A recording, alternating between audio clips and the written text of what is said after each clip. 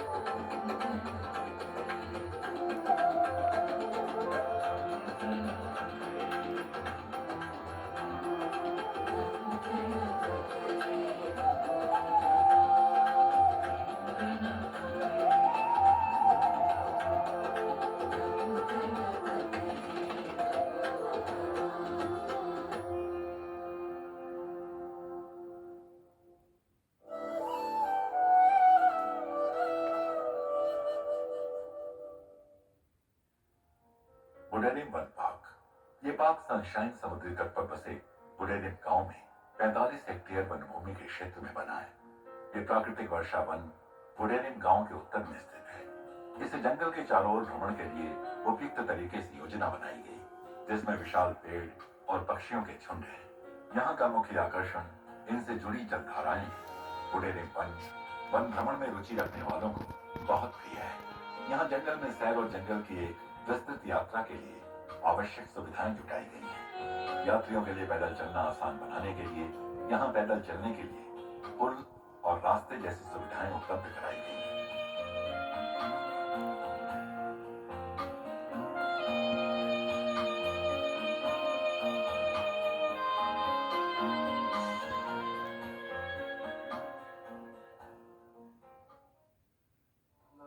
अगले दिन सुबह अम्मा के बच्चे कार्यक्रम के आखिरी दिन अम्मा के स्वागत के लिए तैयार होकर इंतजार कर रहे थे। अमृतानंद प्रवाहिनी, अमृतानंद प्रवाहिनी, सुधामयी दयामयी दमयन्तिनी नमो नमः, सुधामयी दयामयी दमयन्तिनी नमो नमः। अमृत भारत माँ जय जय, अमर भारत माँ जय जय, हरित भारत माँ जय जय, पुण्य भारत माँ। अमृत भारत माँ जय जय, अमर भारत माँ जय जय, हरित भारत माँ जय जय अम्मा।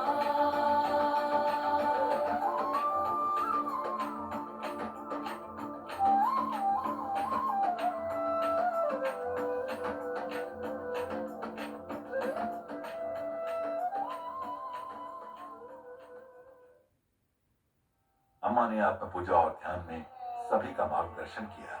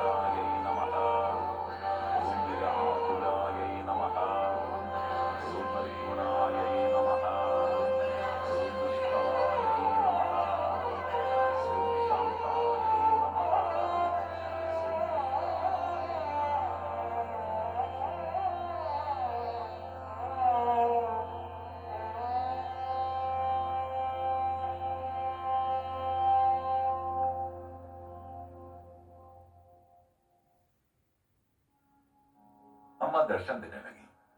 अम्मा अपने बच्चों के जीवन के ताने बाने में बुनी हुई हैं। वो केवल एक संत नहीं है जो उन्हें आशीर्वाद देती है, बल्कि वो एक ऐसी माँ है जो इस दुनिया में उनके पूरे अस्तित्व की परवाह करती है।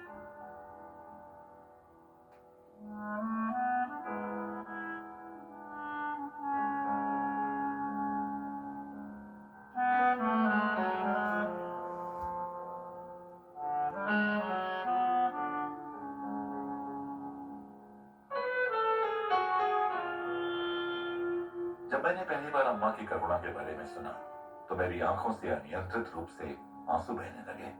मैंने ऐसी करुणा के बारे में कभी नहीं सुना था। मुझे खुद को यह समझाने के लिए भी संघर्ष करना पड़ा कि ऐसा पूर्ण प्रेम का दृष्टिकोण भी संभव है। किसी एक व्यक्ति से मिलना और किसी एक पर प्रेम अभिव्यक्त करना संभव है, लेकिन हर समय सभी लोगों से मिलना और प्रेम बरसाना ये लगभग असंभव है ना? अम्मा को देखने के बाद ही मैं समझ सका कि ऐसा संभव है। इससे मेरे जीवन पर बहुत गहरा प्रभाव पड़ा। अम्मा से मिलने के बाद मुझे उनसे मंत्र दीक्षा पाने की इच्छा हुई। मुझे उसमें एक गहरी शांति का अनुभव होता था। अम्मा ने मेरे अंदर जो एक अद्भुत परिवर्तन किया वो था कि मुझ में करुणा को जगा दिया उन्होंने।